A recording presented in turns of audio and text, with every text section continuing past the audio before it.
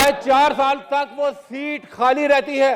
जनाब चेयरमैन, इस दौरान एक ऑर्डिनेंस आता है, उस ऑर्डिनेंस के ऊपर भी बैठ जाते हैं सिर्फ और सिर्फ एक शख्स को प्रोटेक्ट करने के लिए। यहां तक आपको याद होगा कि यहां से लेटर भी गए इलेक्शन कमीशन को, लेटर भी गए कि ये इतने अरसे से ये सीट खाली है और अगर वो हलफ नहीं उठाते तो फिर इस सीट पर दोबारा इलेक्शन कराया जाए।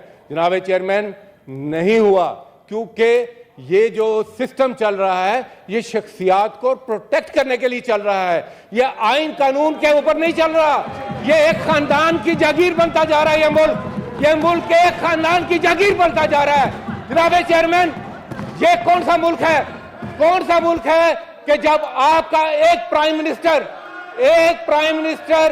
एक शख्स को, जनाब चेयरमैन, एक शख्स को, बहरामन तंगी साहब प्लीज, एक मिनट, बहरामन तंगी साहब प्लीज। सच सुने, एक शख्स को कोर्ट बुलाती है मुकदमे में। प्लीज आप लोग तो ना करें, गवर्नमेंट के बेंचेस वाले प्लीज जी। वो बजाय अपने सफाई देने के वो मुल्क से भाग जाता है। और कैसे भागता है? उस वक्त का प्राइम मिनिस्टर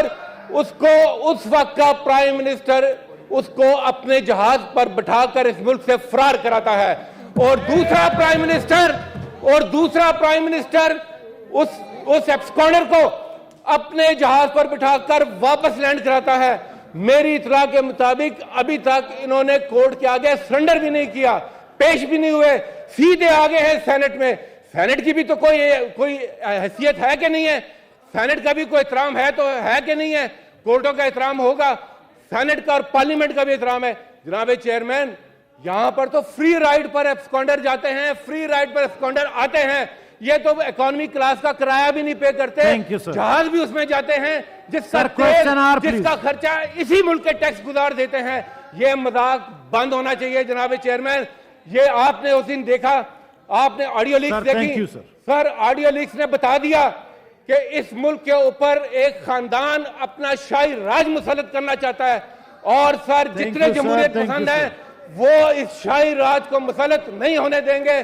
जिस शख्स के ऊपर यह इल्जाम है कि पाकिस्तान की मईशत का बेड़ा गर्क किया है, उसी को आप उसके इलाज के लिए लेकर आ रहे हैं। Thank you sir. बीमार हुए मीर क्या सादा है आपके ही लीडर ऑफ द अपोजिशन मीर क्या सादा है, बीमार हुए जिसके सबब उसी अत्तार के लड़के से दुआ लेते हैं। Thank you sir, thank you sir, thank you sir. Question answer जनाब चेयरमैन, हमारा पुरजोर इस पर एहतजाज है।